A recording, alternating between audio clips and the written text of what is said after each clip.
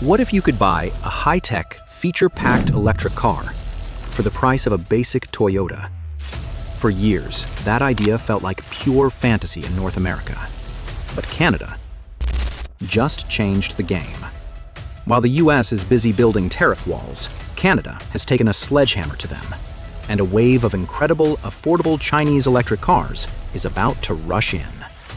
We're talking about SUVs that can float, and luxury sedans that could change everything.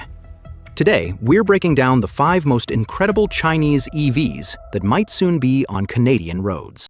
But before we dive into these game changers, we have to talk about the invisible wall that's been keeping them out, and keeping your prices sky high. You see, for years, the affordable EV dream in North America has been nothing more than a myth. Let's be real. Walk into any Canadian dealership today, and the cheapest new EV starts at over $40,000. For most families, that's not just a price tag, it's a dead end. Why is it so expensive? It's not just battery costs. The real culprit is trade policy. Since 2024, and to stay in lockstep with the US, Canada slapped a massive 100% tariff on Chinese-made EVs, effectively banning them to protect the market. This created a protected but artificially expensive bubble. While drivers in Europe and Asia were buying high-tech EVs for a fraction of the price, they remained forbidden fruit for us. Canada was stuck. Keep following Washington's lead or make a radical move for its own consumers. And on January 16, 2026, Canada chose to break the rule. And that rebellion started with a single announcement, one that sent tremors through the global auto industry. Here is the deal that changed everything. The Canadian government didn't just lower the wall, they took a sledgehammer to it. That crushing 100% tariff slashed to just 6.1%. But this isn't a reckless free-for-all. It's a surgical strike for affordability. The deal: Canada will allow 49,000 Chinese-made EVs into the country every year. But here's the kicker. By 2030, 50% of those cars must be priced under 35,000 Canadian dollars. This is a direct injection of competition right where it hurts the most. While Washington doubles down on protectionism, Ottawa is playing a different game. It's a trade reset. Cheaper, high-tech cars for Canadians in exchange for China lowering tariffs on staples like canola and lobster. The government's bet is simple. 49,000 cars is less than 3% of Canada's total market, small enough not to destroy the local industry, but big enough to make every major automaker sweat and force them to drop their prices. Of course, not everyone is cheering. Buyers are thrilled, but auto unions are sounding the alarm on local jobs. Politics aside, the result is undeniable. The floodgates are open. So, let's see what's about to come pouring through. We're not talking about cheap clones anymore. We're talking about the cars that are making Tesla and Porsche nervous. Here are the 5 models about to change Canadian roads forever. First up, the car that could single-handedly fix the EV affordability problem: the BYD Seagull. In China, this car sells for the equivalent of about 11,000 to 17,000 Canadian dollars. Even with shipping and the new 6.1% tariff, experts estimate the Seagull could land in Canada for around 25,000 Canadian dollars. That wouldn't just make it the cheapest EV in the country, it would make it cheaper than most new gas cars. This 5-door hatchback is the perfect city car, offering a range of 300 to 400 kilometers depending on the version. BYD is now the world's biggest EV seller, and the Seagull is a massive hit, selling over 1 million units since its launch. For the price of a used car, Canadians could soon buy a brand new, stylish, efficient EV. That is a game changer. The Seagull is the undisputed king of price. But what if you want supercar performance and executive luxury without paying the supercar tax? Meet the Zeekr 001.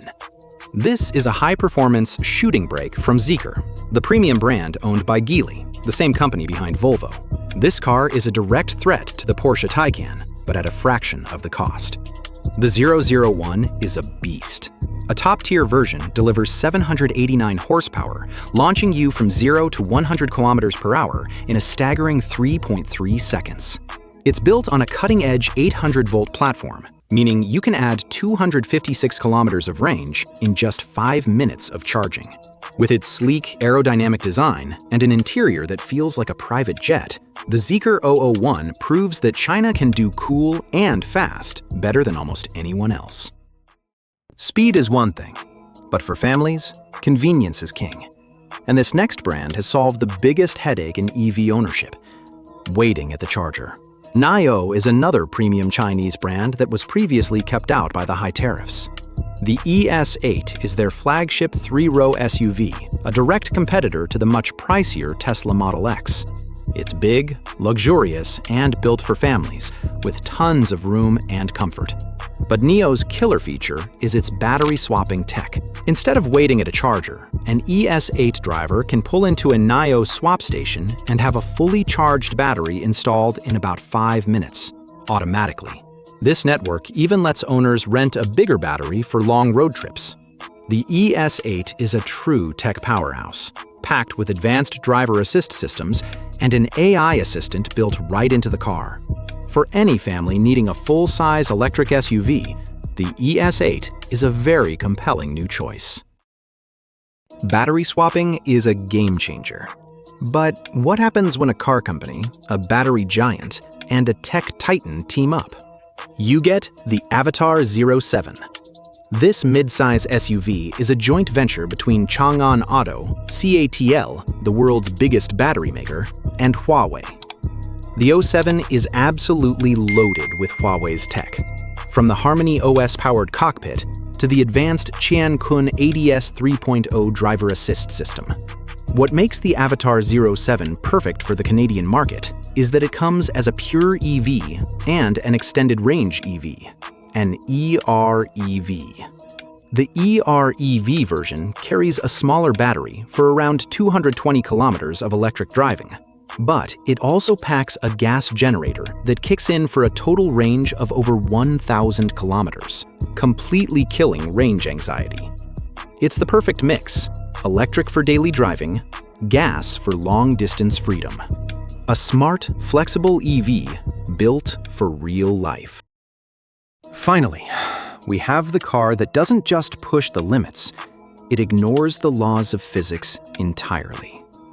This is the ultimate showstopper: the YangWang U8, an ultra-luxury high-performance SUV from BYD's top-tier sub-brand.